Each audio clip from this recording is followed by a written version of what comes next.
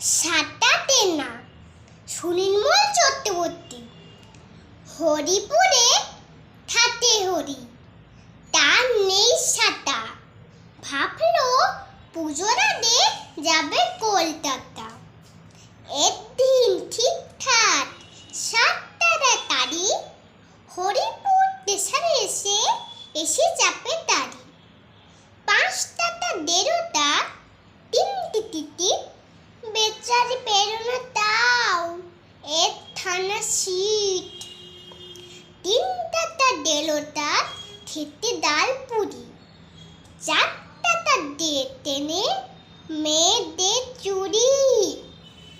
সারা পথে 10 বার খেতে হলো দুটো, ভিড়েতে হারায় তা এক পাতি জুতো।